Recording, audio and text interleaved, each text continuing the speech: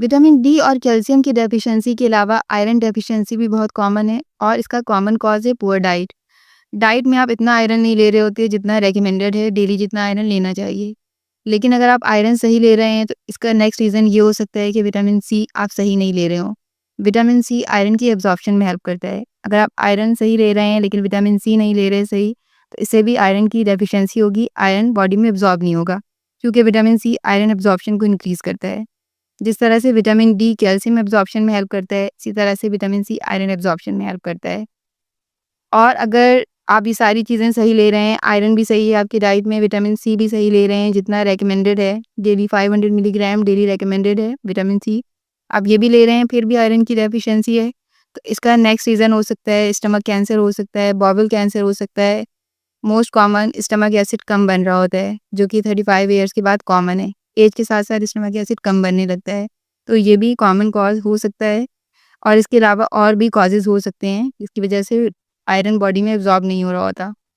जिन foods में iron ज़्यादा है वो रेड मीट है, poultry, sea food, beans, dark green leafy vegetables में आयरन है जैसे स्पिनच, पीस में, रेजिन्स में, बीट रूट में है, डेट्स में है, watermelon, dried apricot, white beans में आयरन है, एग में आयरन है, लेंटिल्स में आयरन है। ये रिच सोर्सेज हैं आयरन के, सेसमी सीड्स भी है। लेकिन अगर आपको आयरन लेवल बहुत जल्दी बूस्ट करना है, क्विकेस्ट वे इसका है कि आप जूसेस लें, एप्पल जूस लें, एप्रिकॉट नेक्टर लें, बीट रूट का जूस बनाकर पिएँ, ग्रीन स्मूथी जैसे स्पिनच की स्मूथी बनाकर ले सकते हैं, साथ-साथ ऑरेंज जूस लें, ग्रेप फ्रूट जूस लें, तो ये क्विकेस्ट वे है जिससे आप आयरन का लेवल बॉडी में फ़ौरन से बूस्ट अप कर सकते हैं। ड्राई फ्रूट जैसे रेजिन्स, एप्रिकॉट अच्छा सोर्स है आयरन का। 100 ग्राम रेज़िन से 2.6 मिलीग्राम आयरन मिलता है और 100 ग्राम अगर आप ड्राई एप्रिकॉट लेते हैं तो इससे 6.3 मिलीग्राम आयरन मिलता है। और आयरन की डेली रिक्वायरमेंट ये डिपेंड करता है लाइफ स्टेजेस पर कि आप किस लाइफ स्टेज पर हैं। जैसे 2 टू 11 ईयर चिल्ड्रन में इसकी डेली रिक्वायरमेंट है 13.7 टू 15.1 मिलीग्राम।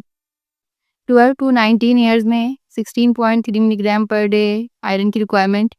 19 ईयर्स से अबव हैं फीमेल्स में 17 टू 18.9 मिलीग्राम है और मेल्स में 19.3 टू 20.5 मिलीग्राम है आयरन की डेली रिक्वायरमेंट। आयरन डेफिशिएंसी किन लोगों में ज़्यादा होती है? विमेन में होती है मेंसेस की वजह से, प्रेगनेंसी में भी आयरन डेफिशिएंसी हो सकती है, फिजिकल ट्रॉमा है या किसी की मेजर सर्जरी हुई हो, इनमें भी आयरन डेफिशिएंसी हो सकती है। और सबसे इम्पॉर्टेंट, अगर आप में एनीमिया है, खून की कमी है, तो ये ज़रूरी नहीं कि आयरन डेफिशिएंसी ही हो, विटामिन B12 या फोलेट की डेफिशिएंसी भी हो सकती है। फोलेट आरबीसीज़ को बनाने के लिए ज़रूरी है, विटामिन B12 आरबीसीज़ की डेवलपमेंट के लिए ज़रूरी है। तो इनकी डेफिशिएंसी से भी एनीमिया होता है, खून की कमी होती है। लेकिन आयरन डेफिशिएंसी एनीमिया सबसे कॉमन है।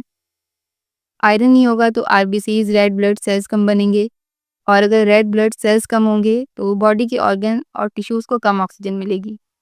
आयरन डेफिशिएंसी के सिम्टम्स में increase heart beat, sores on tongue, tightness, pale skin, weakness, dizziness, short breath. अगर आयरन की कमी को पूरा ना किया जाए तो इससे आपका इम्यून सिस्टम मुतासिर होगा, जिसकी वजह से कोई भी इन्फेक्शन बहुत आसानी से हो जाएगा। इससे हार्ट बीट पर असर पड़ेगा, यहाँ तक कि हार्ट फेलियर भी हो सकता है। वो कौन से टेस्ट हैं जिनसे आयरन डेफिशिएंसी डायग्नोज होती है? CBC कंप्लीट ब्लड काउंट ये पहला टेस्ट है और इसकी रिपोर्ट को देखकर मजीद फिर फेरेटिन लेवल और TIBC total iron binding capacity ये टेस्ट भी रेकमेंड किए जा सकते हैं। लेकिन CBC पहला टेस्ट है, इसके बाद इसकी रिपोर्ट को देखते हुए ये टेस्ट रेकमेंड किए जाएंगे। अगर आपका आयरन लेवल बहुत लो होता है तो आयरन सप्लीमेंट ज़रूर लेने चाहिए। जब फेरेटिन लेवल 30 माइक्रोग्राम पर लीटर से कम हो तो आयरन सप्लीमेंट ज़रूरी है, क्योंकि सिर्फ डाइट से ये कमी इतनी जल्दी पूरी नहीं होगी और अगर इसे वक्त पर ट्रीट ना किया जाए तो हार्ट फेलियर हो सकता है।